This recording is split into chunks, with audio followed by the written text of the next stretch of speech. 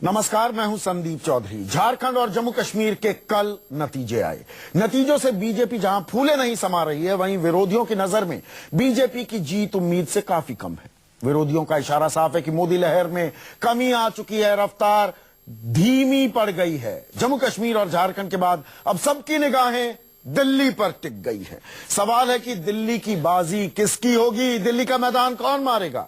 BJP की मुश्किल यह है कि केजरीवाल के मुकाबले मुख्यमंत्री पद के लिए कोई मुफीद चेहरा नहीं है। उनके पास जो कुछ है पर वो बहुत बड़ा चेहरा है। वो आज की राजनीति का अमिताभ बच्चन है। मैं नरेंद्र मोदी की बात कर रहा हूं। वहीं आम आदमी पार्टी की स्थिति भी कुछ ऐसी ही है, जिनके पास सिर्फ और सिर्फ केजरीवाल है। और इसीलिए इस बार दिल्ली का चुनाव मोदी और केजरीवाल की साख का बन गया है। दोनों पार्टियां अपनी अपनी जीत के दावे कर रही हैं, तो कांग्रेस अपनी पुरानी सियासी जमीन को खोजने में लगी हुई है। सच तो यह है कि दिल्ली में सभी पार्टियों के लिए इस बार का चुनाव किसी चुनौती से कम नहीं है, लेकिन असल लड़ाई मोदी और केजरीवाल के बीच में है।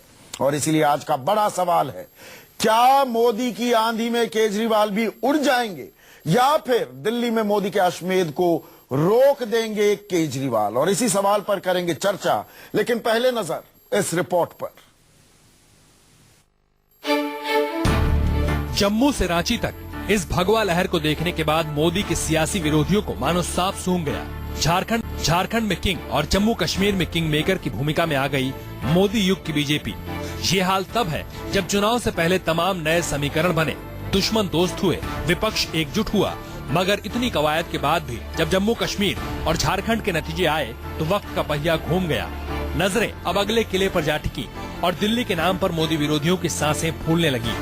सवाल ये उठने लगे कि क्या दिल्ली का तख्त और ताज भी मोदी के नाम लिखा जाएगा या फिर दिल्ली में होगी मोदी लहर की असली परीक्षा। दिल्ली को लेकर के हम सभी कार्यकर्ता बहुत उत्साहित हैं। जिस तरह के चुनाव परिणाम हरियाणा और महाराष्ट्र, उसके बाद झारखंड और जम्मू कश्मीर में आए हैं, तो स्वाभाविक है कि पार्टी की जीत हुई है, बड़ी विक्ट्री हुई है। और मुझे विश्वास है कि भारतीय जनता पार्टी इस बार पूरे बहुमत से दिल्ली में सरकार बनाएगी। तो लगता है झारखंड और जम्मू कश्मीर के जो चुनाव हुए हैं उससे एक बात तो बिल्कुल स्पष्ट हो गई है कि नरेंद्र मोदी का जादू, जिसका हवा बनाने की कोशिश की जा रही थी, वो हवा पूरी तरीके से खत्म हो गई है। झारखंड के अंदर वो किसी तरीके से बहुमत हासिल कर पाए हैं, और ऐसे माहौल में जब चुनाव हुआ था तो बीजेपी दिल्ली के अंदर बहुमत नहीं हासिल कर पाई थी। आज जब वो किसी तरीके से बहुमत हासिल कर रहे हैं, इसका मतलब साफ है दिल्ली के अंदर वो हार रहे हैं। आने वाले वक्त में धीरे धीरे लोगों के आंखों से वो चश्मा उतर जाएगा, जिसमें सब कुछ अच्छा दिखाने की कोशिश। सच तो ये भी है कि लोकसभा चुनाव के बाद हालात बदल गए। मोदी सरकार के कामकाज के 7 महीने होने को हैं। जनता ने भी मोदी सरकार के कामकाज को परखना शुरू कर दिया है। इसलिए विरोधी भी झारखंड और जम्मू कश्मीर के नतीजों का विश्लेषण अपने मन मुताबिक कर रहे हैं। ये बताने की कोशिश हो रही है कि मोदी लहर की धार और रफ्तार कम हो चुकी है। तो क्या दिल्ली का चुनाव आते आते इस लहर को पूरी तरह रोक पाने में कामयाब हो जाएंगे केजरीवाल, जहाँ की कमान मोदी के चाणक्य खुद संभाल रहे हैं। मैं तो इसके बारे में केजरीवाल साहब के बारे में कोई टिप्पणी करना नहीं चाहता, लेकिन ये तय है कि भारतीय जनता पार्टी और मोदी जी के जो विकास का एक एजेंडा है वो देश के लिए बहुत जरूरी है, और वही एजेंडा पूरे देश में आज चल रहा है। अमित जी की रणनीति के हिसाब से निश्चित रूप से हमने 4 स्टेट अभी जीते हैं, और उनका मार्गदर्शन हम सबके लिए बहुत महत्वपूर्ण है। उसके हिसाब से हम आगे काम करेंगे। मोदी मैजिक तो ठीक है, लेकिन ये वही दिल्ली है जहां जमीनी मुद्दों के साथ आई एक नई नवेली आम आदमी पार्टी ने 15 साल से सत्ता पर काबिज कांग्रेस को उखाड़ फेंका था। अगर ये सच है कि मोदी लहर में कमी आ रही है, तो बीजेपी के लिए सबसे बड़ी चुनौती उन विवादित मुद्दों और बेकाबू बयानबाजियों पर लगाम कसने की होगी जो वोट बैंक पर सीधा असर डालते हों। इसलिए सवाल उठ रहे हैं, क्या मोदी की आंधी में केजरीवाल भी उड़ जाएंगे? दिव्या अग्रवाल के साथ कुंदन सिंह, दिल्ली न्यूज 24।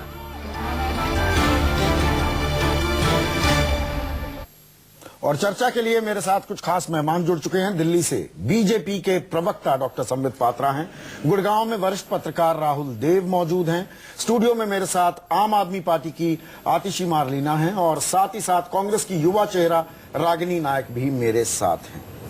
और राहुल, चर्चा आपसे शुरू करूंगा क्योंकि कल पूरे दिन झारखंड और जम्मू और कश्मीर के चुनाव का हमने विश्लेषण किया है। मैं जानता हूं, हमारे दर्शक जानते हैं कि बीजेपी, कांग्रेस, इन सब की स्टेटेड पोजीशन क्या है। क्या आप दरअसल मानते हैं कि कल जो जनादेश दिया गया, मोदी लहर में कुछ कमी आई है, या दरअसल ऐसे इलाके जहां पर अपने दम पर बीजेपी कमाल नहीं कर पाई थी, झारखंड का मैं जिक्र करूं, वहां वो सत्ता में आ गई है। और जम्मू कश्मीर की बात करें तो 11 से बढ़कर 25 सीटें ले आई, तो मोदी का जलवा बरकरार है। देखिए, कोई भी लहर हो अंततः तो वो धीमी पड़ती ही है। कोई भी लहर स्थायी रूप से कहीं लंबे समय तक नहीं चल सकती। तो निश्चित रूप से एक फर्क हमें दिख रहा है, लोकसभा में जो दिखा था और जो विधानसभा, इन दोनों विधानसभाओं में दिखा है, उसमें अंतर दिखा है। अंतर आना ही था, क्योंकि एक लोकसभा का चुनाव था जो मोदी के नाम पर, मोदी के लिए लड़ा गया था बीजेपी द्वारा, और ये विधानसभाओं के चुनाव थे जहां पर स्थानीय प्रादेशिक मुद्दे थे और उसी तरह के लोग थे और बिल्कुल डायनामिक्स अलग थे। तो ये ध्यान रखना चाहिए हमें दोनों की तुलना करते समय। बिल्कुल, लेकिन मोदी का प्रभाव बरकरार है, मोदी का आकर्षण बरकरार है, इसमें कोई संदेह नहीं है जी। कितना कम और कितना ज्यादा, इस पर अलग अलग राय हो सकती है, लेकिन वो बना हुआ है जी। इसी बात को थोड़ा आगे बढ़ाऊं डॉक्टर पात्रा, अगर हम महाराष्ट्र का जिक्र करें, वहां 15 साल पुरानी सरकार थी, वहां पर एंटी इनकम्बेंसी हावी थी। हरियाणा में 10 साल से भूपेंद्र सिंह हुड्डा काबिज थे, वहां दिक्कत थी। झारखंड में कोई ऐसा बड़ा चेहरा था ही नहीं, और वही हाल जम्मू कश्मीर का भी कमोवेश था, खास बाढ़ आने के बाद। तो ऐसे में नरेंद्र मोदी स्ट्रीम रोल कर ले गए सब लोगों को। वो आसान लड़ाई थी। दिल्ली में केजरीवाल हैं, एक करिश्माई नेतृत्व है। मोदी के जलवे का बराबर जलवा नहीं है अरविंद केजरीवाल का, लेकिन अरविंद केजरीवाल में भी एक करिश्मा है, वो लोगों को आकर्षित करते हैं। अब ये लड़ाई कांटेदार हो जाएगी क्या? क्या आप इसे एक कांटेदार, एक तगड़ा मुकाबला मानते हैं?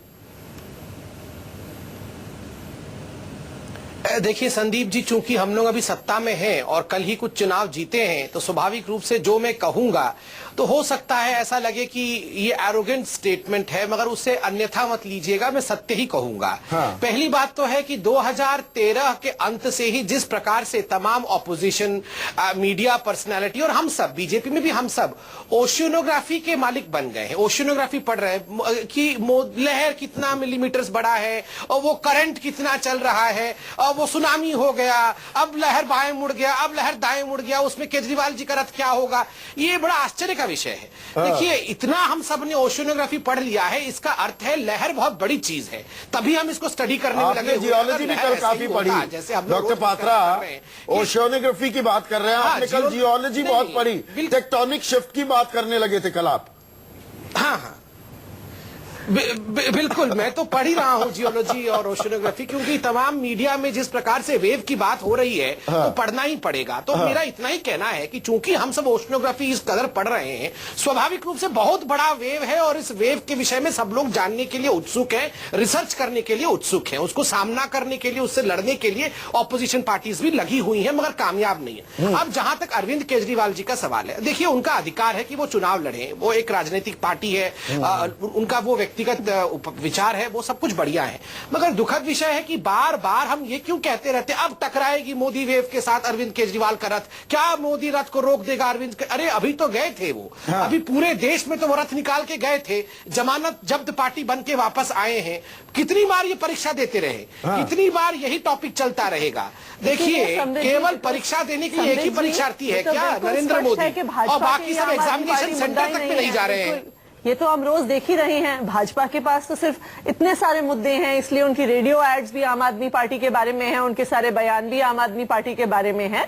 ये बिल्कुल स्पष्ट है संबित जी कि आप आम आदमी पार्टी के बारे में बात नहीं करना चाहें, अरविंद केजरीवाल के बारे में बात नहीं करना चाहें, नहीं मानना चाहें कि आम आदमी पार्टी का जमीनी रूप में कितनी पकड़ है दिल्ली में, लेकिन क्योंकि आपके सारे बयान, आपके सारे मुद्दे कुल मिला के आम आदमी पार्टी और अरविंद केजरीवाल पे रुक जाते हैं, उससे साफ स्पष्ट हो जाता है कि असली रुख क्या है। और आप लोग भी समझते हैं। आप लोगों ने कल राहत की सांस ली क्या? अगर जबरदस्त जनादेश मिलता झारखंड में भी और जम्मू कश्मीर में, सफलता मिली है, इसमें दो राय नहीं है बीजेपी को, और नरेंद्र मोदी उसके सूत्रधार हैं। अगर ये आंकड़ा और बढ़ा होता तो आपके लिए दिक्कत का सबब होता क्या? देखिए, ये तो बिल्कुल स्पष्ट बात है कि लोकसभा में जो रिजल्ट आया था भाजपा का, वो बिल्कुल एक चुनावी लहर थी, इसमें तो कोई दो राय नहीं है। पर जैसा राहुल जी ने कहा, लहर आती है और लहर पीछे भी जाती है, और जो चुनावी रिजल्ट्स का आए हैं वो लहर के पीछे जाने को दिखा रहे हैं। झारखंड में भी हमने देखा कि अगर हम लोकसभा की टैली से देखें तो 17 सीट कम हो गई हैं। जम्मू एंड कश्मीर में भी हमने देखा कि मिशन 44 की बड़ी बड़ी बातें हो रही थी, पर उसके कहीं पास भी नहीं पहुंचे हैं। तो ये दिख रहा है कि जो एक लहर बन के आई थी, जिसने महाराष्ट्र और हरियाणा में मदद की, वो पीछे आई है। दूसरी बात, अगर आप दिल्ली में देखेंगे, एक वायबल ऑल्टरनेटिव स्ट्रॉन्ग पार्टी वहां पे खड़ी है, जो कि बहुत और स्थान पे नहीं अवेलेबल थी। देयरफॉर चुनावी मुकाबला दिल्ली में अलग होने वाला है। दूसरी बात जो कल की रिजल्ट से निकल के आई कि नेशनल इलेक्शन और स्टेट इलेक्शन अलग प्रकार से उनके रिजल्ट्स आते हैं। तो दिल्ली के चुनाव में भी हम दिल्ली के मुद्दों पर, उसके अनुसार पर दिल्ली के मुद्दे, चाहे बिजली हो, पानी हो, महंगाई हो, भ्रष्टाचार हो, पर आप पर एतबार क्यों करेगा कोई? आप पर तो एतबार का सवाल आ गया है। देखिए, एतबार इसलिए करेंगे क्योंकि दिल्ली की जनता को पता है कि आम आदमी पार्टी ने जो कहा था सो किया था। हमने अपने वादे पूरे किए थे। तो सरकार में ही नहीं रहे, क्या दिल्ली की जनता ने देखा था कि जब आम आदमी पार्टी सरकार में थी तो बिजली के बिल कम हुए थे, पानी के बिल कम हुए थे। ये दिल्ली की जनता ने देखा है, इसलिए दिल्ली की जनता हम पर भरोसा करने को तैयार है। कांग्रेस की क्या स्थिति है? रागिनी, आप जोक सब कहना ठीक नहीं है। मैं आता हूं, अभी आता हूं आपके पास। रागिनी, ये कांग्रेस मुक्त भारत की जो कल्पना बीजेपी कर रही है और काफी हद तक कामयाब भी हो रही है, दिल्ली में आप कहां स्टैंड करते हैं? आपको ये नतीजे उत्साहित कर रहे हैं क्या कुछ, या दरअसल पता लग रहा है कि हाशिए पर जाते जा रहे हैं आप? कल्पनाशील होना अच्छी बात है, लेकिन कल्पनाओं को और सपनों को यथार्थ में बदल देना एक बहुत बड़ी चुनौती है, और ऐसा कुछ होने वाला है नहीं इस देश में। देखिए, जादू चाहे शब्दों का हो या किसी और चीज का, वो क्षणभंगुर होता है। इसी तरीके से संदीप जी, आपने सभी पैनलिस्ट को टाइम दिया, मुझे बोल लेने दीजिए, अपनी बात पूरी करने दीजिए। और इसी तरीके से आप अगर आंधी का मायाजाल फैलाना चाहें या सुनामी का, उसमें भी निरंतरता नहीं होती है। लोकसभा के नतीजों को एक पैटर्न हमने इस तरीके से देखा कि एक बहुत बड़ी मोदी लहर थी, मोदी जी के व्यक्तित्व का बहुत प्रभाव था। उसके बाद 4 प्रदेश में चुनाव हुए, चारों प्रदेश में लोकसभा की तुलना में वोट शेयर भी घटा है भारतीय जनता पार्टी का, सीटें भी घटी हैं। मतलब झारखंड में 58 सीटें थी, 42 हो गई। महाराष्ट्र में 20 सीटें कम हुई। जम्मू कश्मीर में आगे कुछ कर नहीं पाए। हर जगह आह्वान ये दिया गया कि पूर्ण बहुमत चाहिए, केवल और 3 प्रदेशों में अपने दम पर नहीं बना पाए। तो इसीलिए दिल्ली में भी हमें यही मान के चलना चाहिए कि इस तरीके का प्रभाव होने वाला कुछ बहुत ज्यादा है नहीं। मैं ये मान भी लूं। दूसरी बात, मोदी जी तो मुख्यमंत्री बनेंगे नहीं, सुन तो लीजिए, मैं ये मान लेता हूँ, चलिए जी, आर्गुमेंट से, कि मोदी की जो लहर है उसकी गति जो है वो धीमी पड़ रही है, गुब्बारे में से हवा निकल रही है। ये राहुल गांधी नाम की लहर क्यों नहीं बन रही? लहर कुछ तो शुरू कीजिए कि वो और घटती जा रही है। राहुल दिखते भी नहीं है, सवालों के जवाब देने को तैयार नहीं। एक मिनट, मैं समझ गई। देखिए, लोकतंत्र की खूबसूरती ही यही होती है कि कोई भी चुनाव और कोई भी चुनाव परिणाम अंतिम नहीं होता है। यदि आप कांग्रेस पार्टी की बात करें तो हम साझी जिम्मेदारी और साझे सरोकार के साथ चुनाव लड़ते हैं। केंद्रीय नेतृत्व और क्षेत्रीय नेतृत्व का आपस में तालमेल होता है। केवल एक व्यक्ति के परसोना के आधार पर चुनाव लड़ना कांग्रेस का चरित्र रहा नहीं। और एक मिनट, कांग्रेस पार्टी रागिनी जी, जो गांधी परिवार के आधार पर जिस इतिहास में सबसे बड़ी पार्टी, पूरे देश में फैली हुई पार्टी, संगठन के आधार पर चुनाव लड़ने वाली पार्टी यदि कोई रही है तो कांग्रेस रही है। थोड़ा सा हास्यास्पद है। नहीं, आपको हास्यास्पद लग सकता है। आपको ये हास्यास्पद नहीं लगा आतिशी जी कि आपके नेता अपने राष्ट्रीय मंसूबे को पूरा करने के लिए दिल्ली को बीच में छोड़कर भाग गए? गांधी परिवार के आधार पर आपके राजनीति का आधार जो जन लोकपाल बिल था, उसके प्रति आपकी कोई संवेदना नहीं है, आपने उसके प्रति निष्ठा नहीं रखी। आपको ये भी हास्यास्पद नहीं लगा कि महिला सुरक्षा का आपने नारा दिया, कमांडो बनाने की बात की, और आपके मंत्री सोमनाथ भारती जी ने क्या किया? आपको ये भी हास्यास्पद नहीं लगा कि वीआईपी कल्चर के खिलाफ बात करके आपने बंगले भी दिए, सिक्योरिटी भी ली। आपको ये भी हास्यास्पद नहीं लगा रागिनी कि जी, आपने आपके जनता पास- दरबार बुलाया और फिर रागिनी जी, आपके पास मुख्यमंत्री आम आदमी छत पर पार्टी खड़े होकर भाग गए। रागिनी आपको जी, ये सब आपके कुछ भी पास हास्यास्पद नहीं रागिनी लगता। जी, लेकिन आपके आपको पास दूसरी पार्टियों के आम काम आदमी हास्यास्पद पार्टी के लगते हैं। अलावा बात माफ करने कीजिए, के कोई पहले मुद्दा आप थोड़ा नहीं सा है, उसको अंदर मान अपने लीजिए। अंदर झांकिए, जैसे उसके भाजपा बाद की दूसरों हालत के ऊपर है उंगली उठाइए। वैसे ही दिल्ली ने कांग्रेस की पिछले एक हालत साल है। में भगोड़ी सरकार भी देखी और बड़बोली सरकार भी देखी। शांत केवल हो एक जाइए। सरकार है जिसने 15 साल शांत हो जाइए। का स्थायी रागिनी नेतृत्व जी, दिया और वो सरकार देखिए, कांग्रेस पार्टी की शांत हो थी। जाइए, शांत हो जाइए। अब यहाँ पर इस शांत हो चर्चा को जाइए। देखकर ऐसे दूर से जो लगेगा लोग कि दर्शक देख रहे हैं, बीजेपी उनको लग रहा है कि लहर में आप डूब पात्रा, रही हैं। अरे डॉक्टर समीर पात्रा। जी, आपको जितना मौका मिलता है सुबह से शाम तक बोलने का और जितना आप बोल पाते हैं उसके अनुपात में तो हम लोग बहुत ही कम बोल रहे हैं। क्योंकि तो आप आपका दूसरे को अनुपात भी शांत- कम होता जा रहा है ना। आप दूसरे को चवालीस- शांत हम मत तो कराइए। चवालीस खड़े हैं ना, सीटों पर आप रहेंगे। किनारे पे खड़े हैं। 44 सीटों पर देखिए, रहेंगे तो ये दिक्कत आप आएगी। तो सत्ता में है ना, विपक्ष को बोलने का मौका दीजिए अब। जी जी राहुल, नहीं रागिनी जी, नहीं, मैं सिर्फ ये हम कह रहा लोग हूं कि किनारे ये पे जो- खड़े हैं, आप लोग लहर तो में फंसे हुए हैं। ध्वनि स्वाभाविक है, लहरें चल रही हैं, किनारे पे सुनामी खड़ा बन हुआ रही आदमी है। ज्यादा बोल पाएगा। नहीं वही राहुल, ऐसा प्रतीत होता है कि मानो दिल्ली में बीजेपी कहीं है नहीं, सीधी टक्कर कांग्रेस और आम आदमी पार्टी के बीच में हो रही आप है। देखिए, लेकिन संबित पात्रा, मुझे एक चीज समझाइए, बिल्कुल। ये मोदी के नाम का राग कितने दिनों तक अलापते रहेंगे? मोदी के अलावा भी तो कुछ बताइए बीजेपी में क्या है, हमें ये बता दीजिए, दिल्ली वासियों को ये बता दीजिए, दिल्ली की कमान कौन संभालेगा अगर आपकी सत्ता आ जाती है, आप गद्दी पर काबिज हो जाते हैं? ये सवाल का जवाब नहीं मिलता क्यों? संबित जी, ये भी आप बता दीजिएगा कि आपके नेतृत्व में दिल्ली में है कौन और आपके दिल्ली में मुद्दे अच्छा, क्या आप भी है? एंकर क्योंकि बन कुल गई हैं मिला क्या? के मुझे आप पता नहीं सिर्फ भाजपा सिर्फ आम आदमी पार्टी के अलावा कुछ बात नहीं अरे कर रही एंकर है, के तो आपके अलावा मुद्दे भी क्या लोग है? हैं जिनको सवाल पूछने का अधिकार है, वो अधिकार मत छीनिए संबित जी। अब कई एंकर्स राजनीति में आने लगे हैं वो तो तो ठीक राजनेता है, एंकरिंग पहले करने मैं लगे एक जवाब हैं, तो दूं, उसके चलता बाद है सब। पूछिएगा। जी हाँ पर संबित जी जवाब नहीं देते हैं, ये भी हमें देंगे, पता है। देंगे। मैं अभी दोनों को सुन रहा था। हाँ मैं एक सेकंड, अभी मैं दोनों सुन रहा था। एक बात कॉमन होकर निकल के आया, वो कॉमन बात क्या है? दोनों बोल रहे हैं कि हाँ लहर था, वो लहर अब घट रहा है, धीरे धीरे आपका कम हो रहा नेता है, कौन है? तो सब छोड़िए, ठीक हो जाएगा। वो हो गया। इसी से आप मुद्दे बताइए क्या आपका हैं? नेता कौन है? और आपके मुद्दे एक क्या से- है दिल्ली की जनता के लिए?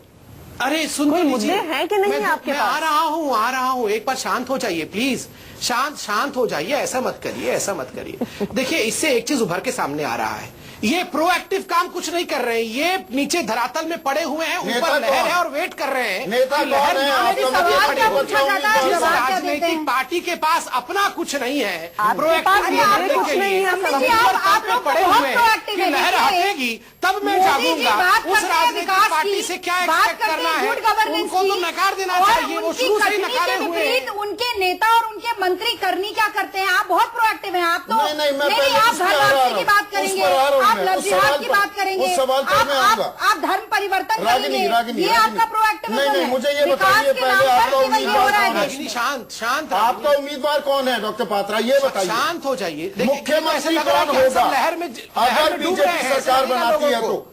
दर्शकों को लगेगा लहर में डूब रहे हैं। मुझे बोलने दीजिए, मेरे सवालों का जितनी देर आप शांत हो जाइए बोलते हैं उतनी देर में तो बहुत सारी महत्वपूर्ण बातों पर चर्चा हो सकती है, तो समय आप बर्बाद करते हैं। आप लोग बोलने कहाँ देते हैं? आप लोग एकदम ऐसे लड़ते रहते हैं। चलिए, सवाल को डक क्यों कर रहे हैं आप? पूछिए। सवाल को डक क्यों कर रहे हैं?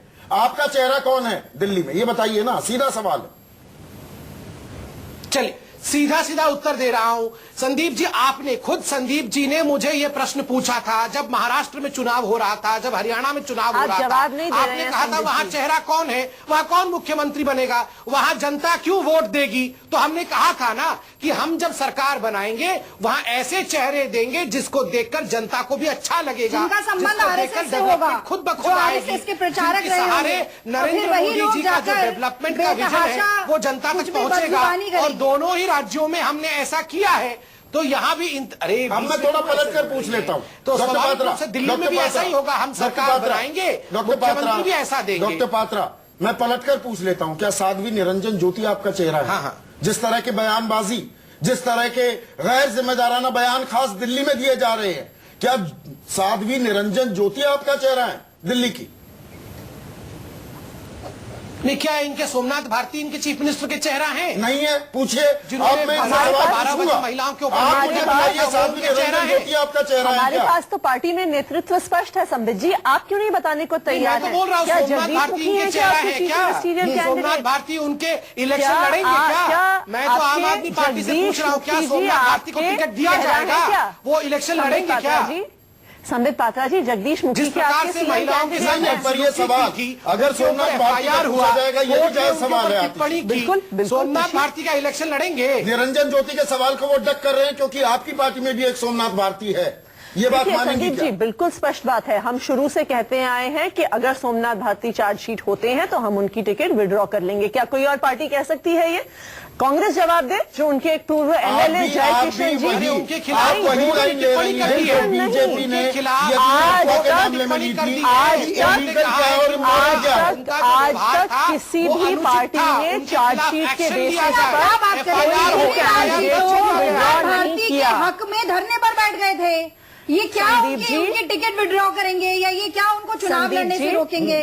हम कोई भी पार्टी आज तक किसी ने ये स्टैंड नहीं लिया है कि कोई चार्जशीट हो जाए तो हम विड्रॉ कर लेंगे। पिछले साल आखिरी मिनट पे चुनाव से 5 दिन पहले हमने एक कैंडिडेट को विड्रॉ किया था। हम वही कमिटमेंट आज भी कर रहे हैं। कांग्रेस ऐसा कमिटमेंट कर सकती है और आप भाजपा ये ऐसा कमिटमेंट दे सकते हैं क्या? साध्वी निरंजन ज्योति अभी भी आपकी स्टार कैंपेनर हैं। आपकी नुक्कड़ सभाएं चाहे फ्लॉप हो रही हो। चार्जशीट होगा तो हमारा सीएम नहीं नहीं नहीं नहीं नहीं, मेरा सवाल सवाल सुनिए, सवाल सुनिए। मैं इसीलिए ऐसे ही मैंने कोई सवाल नहीं पूछ लिया कि साध्वी निरंजन ज्योति आपका चेहरा है क्या, क्योंकि वो पहले गैर जिम्मेदाराना भड़काऊ बयान देती हैं, संसद में माफी मांगती हैं, लेकिन उसके बावजूद वो आपकी स्टार कैंपेनर रहती हैं।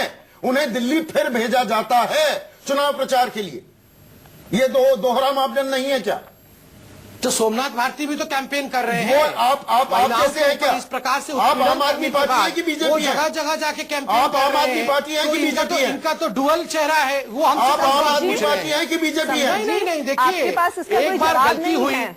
संबित जी, आपके पास साध्वी कोई जी जवाब से नहीं है एक बार क्या गलती इसके हुई। लिए? साध्वी जी ने बड़े हृदय को दिखाते हुए क्षमा मांगा। बड़े हृदय को नहीं दिखाया, वो जब मजबूर हो गई तब उन्होंने अगर माफी साध्वी मांगी। कुछ गलती आप दोबारा बातों करती को तो पलट स्वाभाविक कर रूप मत से वो रखिए, कैंपेन तथ्यों नहीं के करती। विपरीत मत बोलिए। साध्वी जी ने वो लेकिन गलती दोबारा नहीं करने अगर का प्रतिज्ञा अगर लिया उनको है। सच में माफी तभी मांगनी साध्वी होती जी तो एक इतने महिला दबाव होने के के बाद नाते विपक्ष के महिलाओं माफी के विषय मांगती, को अगले लेकर दिन जनता माफी के मांगी। बीच जाती है।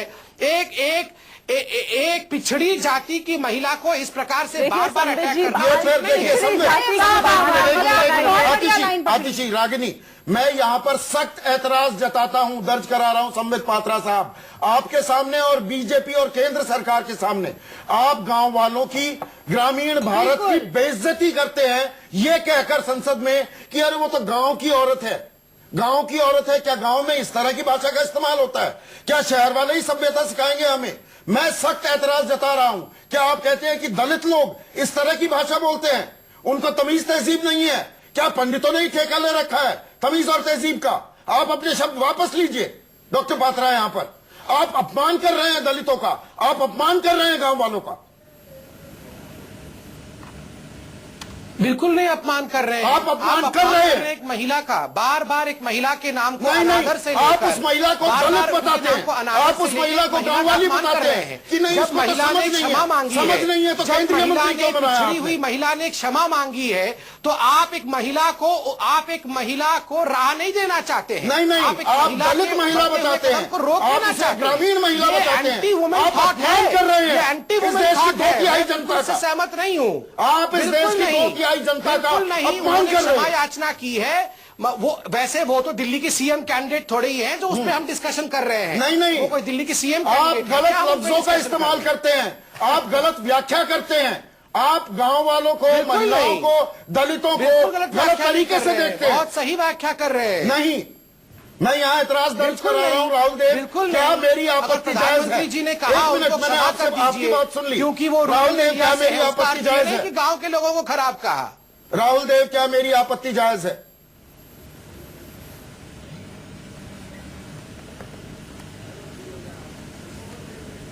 राहुल देव, आपको मेरी आवाज आ रही है?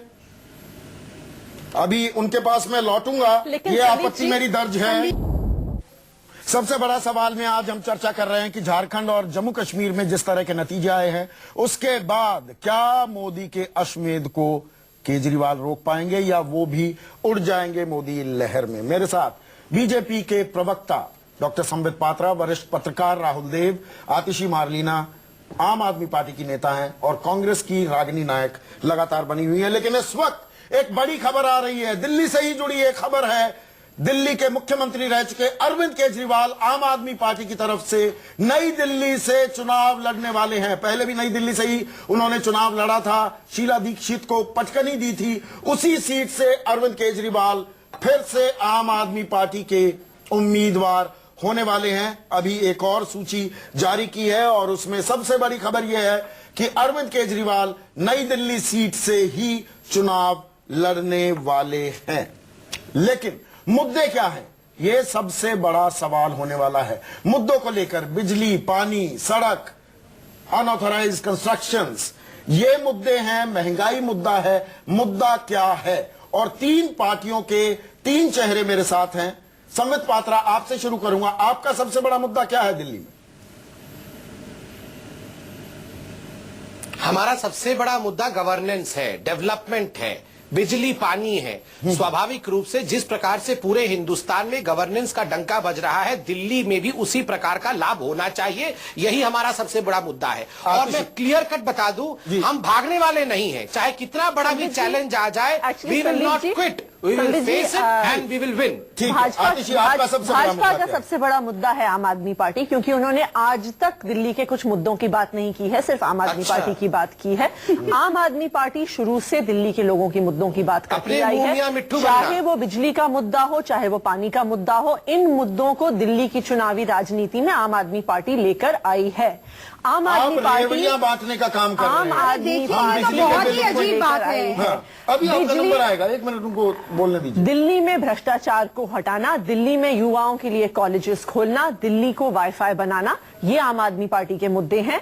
हम दिल्ली में विकास लेकर आएंगे क्योंकि हम दिल्ली के एक्सपर्ट हैं, हम दिल्ली की जनता को जानते हैं, दिल्ली की नब्ज को समझते हैं और दिल्ली को जैसे हमने भ्रष्टाचार मुक्त बनाया दिल्ली के एक्सपर्ट है, इंडिया में क्यों चले गए थे आप थोड़े दिन पहले? आपके मुद्दे क्या हैं? देखिए, 15 साल में दिल्ली को विकास के प्रधानमंत्री बनने के वाराणसी भाग गए थे, दिल्ली के एक्सपर्ट है। एक मिनट संबित जी बोलने दीजिए। विकास के प्रति दिल्ली को 15 साल तक उन्मुख बनाने का काम कांग्रेस पार्टी ने किया।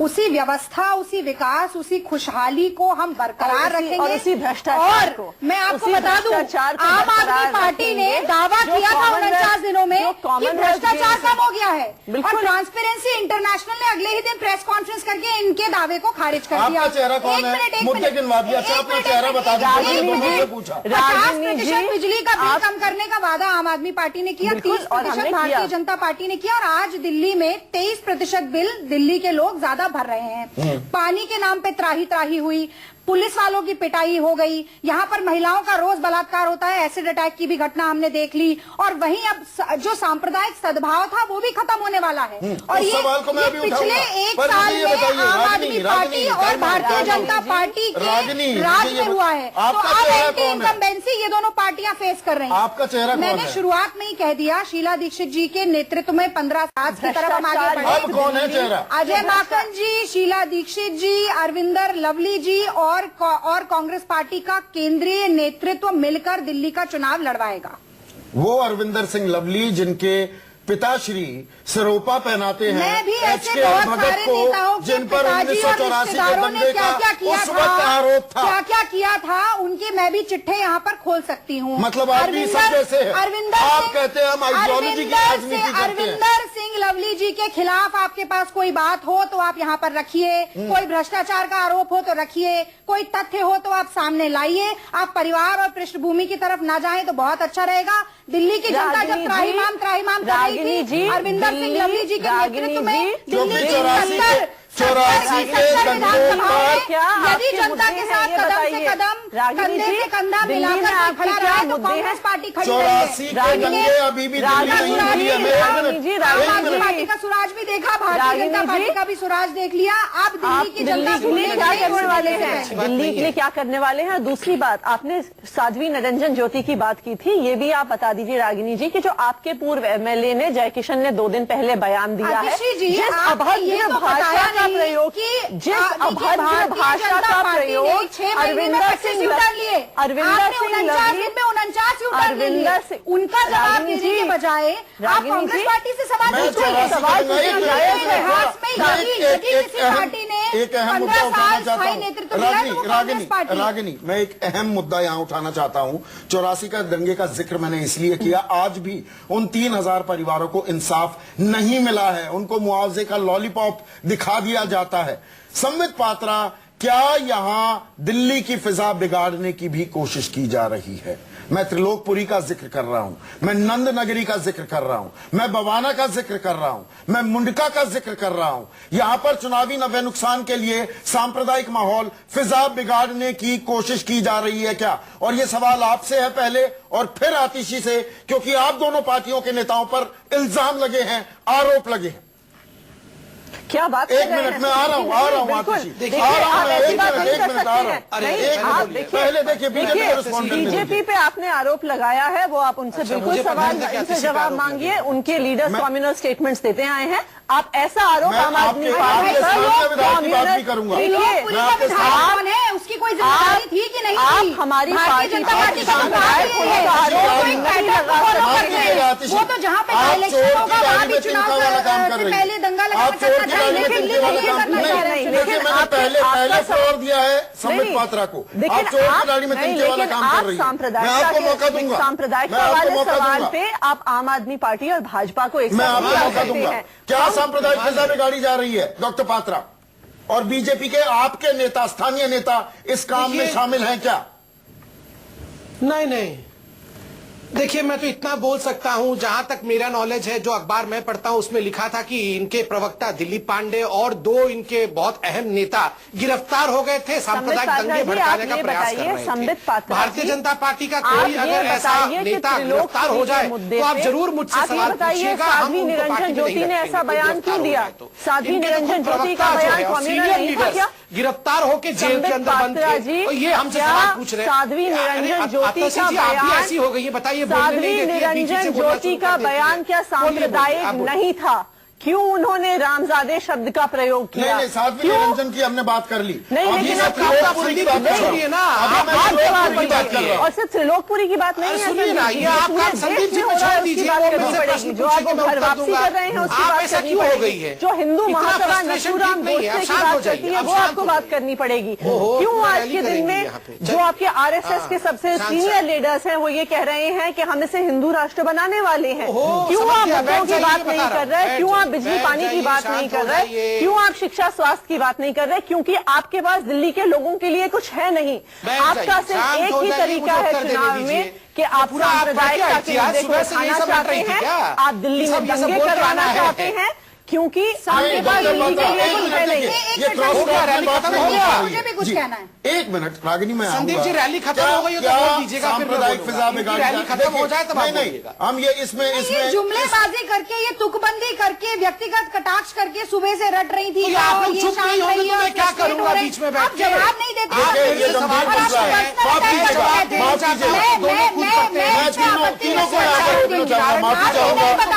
त्रिलोकपुरी एक पैटर्न का हिस्सा है।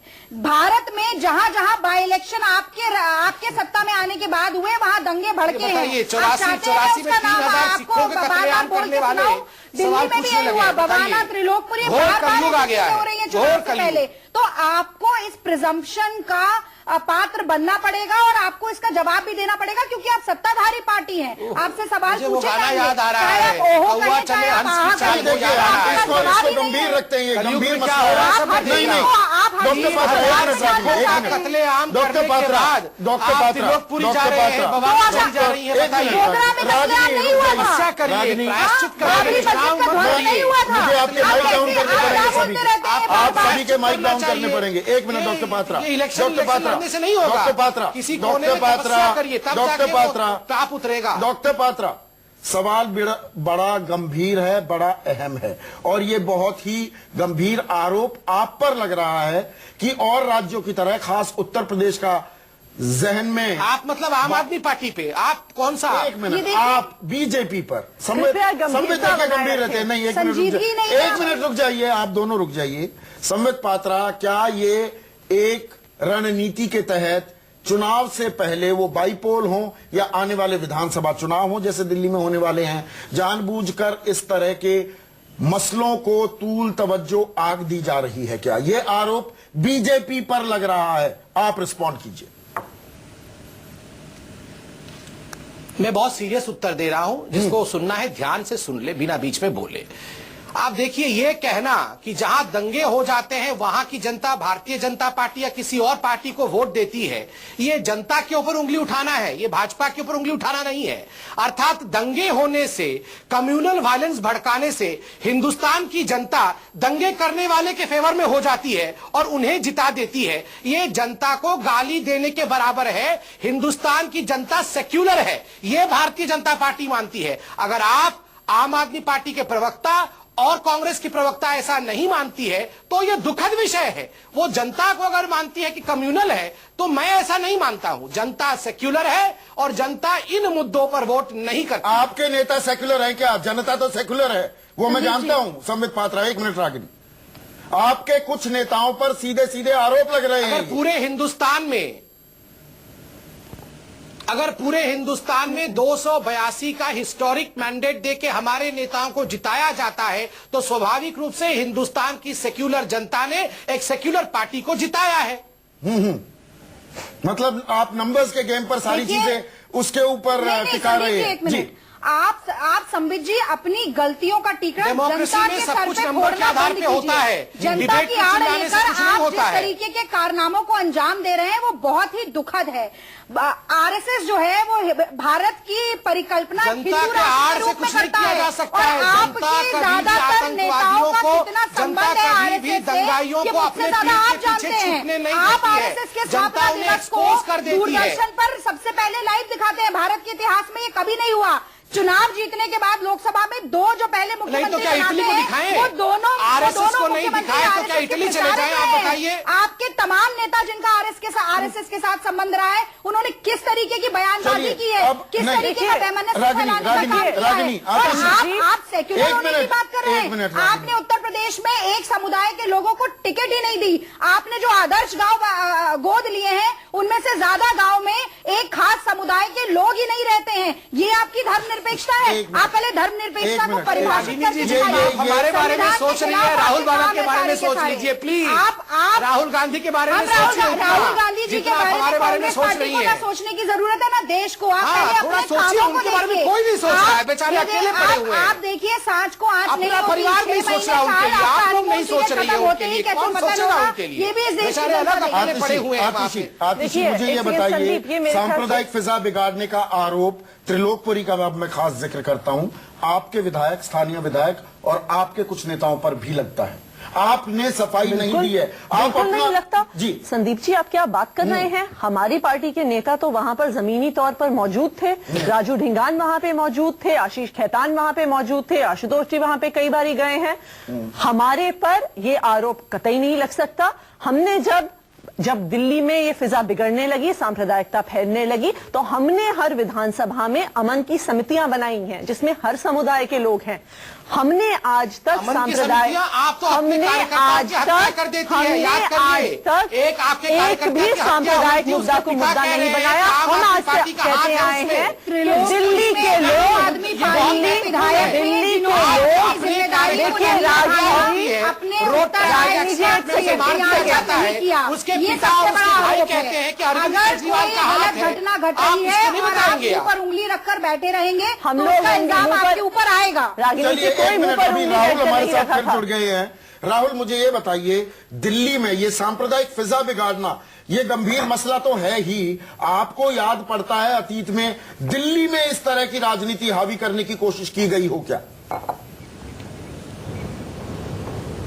इस तरह से तो नहीं हुई थी, इतनी मैं कहूंगा कि खुल के तो नहीं हुई थी। लेकिन ये चाहे वो वर्ग का मामला हो, जाति का मामला हो, धर्म का मामला हो या क्षेत्र का मामला हो, इनका इस्तेमाल स्थानीय स्तर पर लगभग हर चुनाव में हर प्रदेश में होता रहा है, दिल्ली में भी होता रहा है। कई बार यहाँ पुरबियों को और गैर पुरबियों का मामला उठाया गया है। उससे पहले मतलब अलग अलग धर्मों के संप्रदायों के जो इलाके हैं वहां पर उनके हितों की बात उनके मन की बात भले ही वो दूसरों को नुकसान पहुंचाती हो, ये एक ऐसा हमाम है जिसमें सब नंगे हैं। इसलिए इसमें अब एक घटना को उठाकर उसकी पूरी जांच जब तक ना हो जाए, तथ्य सामने ना आ जाए, तब तक किसी को दोषी ठहराना और एक दूसरे पर आरोप लगाना, ये बहुत मतलब दुर्भाग्यपूर्ण है। जो मैं सुन रहा हूं वो भी कुल मिला के इससे माहौल बिगड़ता है। लेकिन ये हमारी भारतीय राजनीति का एक स्थायी तत्व है कि हर उस तत्व का और बात का इस्तेमाल होता है चुनाव में, जिससे कुछ लोगों को भड़काया जा सके, कुछ को करीब लाया जा सके, और उसमें धर्म, जाति और संप्रदाय, क्षेत्र, भाषा, हर एक चीज का इस्तेमाल होता है। सबसे बड़ा सवाल में चर्चा कर रहे हैं दिल्ली की होने वाले विधानसभा चुनाव की। क्या मोदी लहर को रोक पाएंगे अरविंद केजरीवाल? सबसे बड़ा सवाल ये है। संबित पात्रा है मेरे साथ, अतिशी मार्लिना है, साथ ही साथ रागिनी नायक और राहुल देव बने हुए हैं। अब चारों को मैं 15-15 सेकंड दूंगा। संबित, आपसे शुरू करता हूं। आप क्या भरोसा दिलाते हैं दिल्ली वासियों को आने वाले चुनाव के लिए? देखिए, मैंने इससे पहले ही कह दिया था कि हम भागने में विश्वास नहीं रखते हैं। जो भी चैलेंजेस हैं उसका सामना करेंगे, उसको फेस करेंगे, उसका सोल्यूशन ढूंढेंगे और सोल्यूशन ढूंढ के दिल्ली के वासियों को देंगे। हमें प्रधानमंत्री बनना है, इसलिए तुरंत हम दिल्ली से हट के वाराणसी चले जाएं, ऐसा हम कभी नहीं करेंगे और ये दिल्ली की जनता जानती है। नरेंद्र मोदी जी के विजन को पूरे देश ने एक्सेप्ट किया है और हमें पता है उनके विजन को दिल्ली में एक्सेप्ट पार्टी की बात नहीं करने वाली है, क्योंकि हम दिल्ली के लोगों के मुद्दे उठाते आए हैं, उठाते रहेंगे, चाहे वो बिजली हो, पानी हो, शिक्षा हो, स्वास्थ्य हो और महिलाओं की सुरक्षा हो। वो हमारे लिए सबसे महत्वपूर्ण मुद्दे हैं। हमने जो 1984 के दंगों की SIT की बात की थी उसे हम पूरा करेंगे। दिल्ली में हर इंसान के पास सुरक्षा हो, विकास हो, शिक्षा हो, स्वास्थ्य हो, हम सिर्फ उसके लिए राजनीति में आप क्या भरोसा दिलाएंगे दिल्ली वासी को? स्थायी सशक्त सरकार के लिए, व्यवस्था, विकास और खुशहाली के लिए जिस तरह से पिछले 15 सालों में हमने जनवादी, जनमुखी राजनीति की, उसको दिल्ली में बरकरार रखने के लिए केवल एक पार्टी है और उस पार्टी का नाम कांग्रेस है। और इसी के साथ दो, जो मैंने पहले भी बात कही कि दो तरीके की सरकार देख ली, बड़बोली भी और भगोड़ी भी, तो एक ही विकल्प बचता है, वो कांग्रेस पार्टी है और जनता उस विकल्प की तरफ ही उन्मुख होगी। राहुल, 3 पार्टियों की वो क्या देंगे लोगों को, ये तो मैंने सुनवा दिया। आपकी क्या सेंस है? जनता क्या चाहती है? दिल्ली की जनता क्या चाहती है? कंक्लूडिंग कमेंट आपका। मुझे लगता है कि अभी जो माहौल हमने देखा था लोकसभा चुनाव में वो कुछ बरकरार है और दिल्ली में कम से कम सरकार बनाने की शक्ति सबसे ज्यादा तो बीजेपी में भी दिखती है, क्योंकि वो मूड बना हुआ दिख रहा है। अरविंद केजरीवाल और आम आदमी पार्टी को उनकी जो बढ़त मिली थी, उसको जो नुकसान हुआ था उसकी भरपाई उन्होंने की है और मेरा मानना है कि ये पार्टी बीजेपी को एक अच्छी टक्कर देगी। लेकिन अब वो उसको पीट सकेगी, हरा सकेगी और सरकार बनाने की स्थिति में आ सकेगी, ये मुझे नहीं लगता। तो ये है दिल्ली नंबर 3 पर थी और कांग्रेस नंबर 3 पर ही रहेगी। जी, तो ये दिल्ली की स्थिति है। अब आने वाले दिनों में नेता क्या वादा करते हैं और जनता क्या मांगती है, ये वक्त तय करेगा। अभी के लिए इतना ही।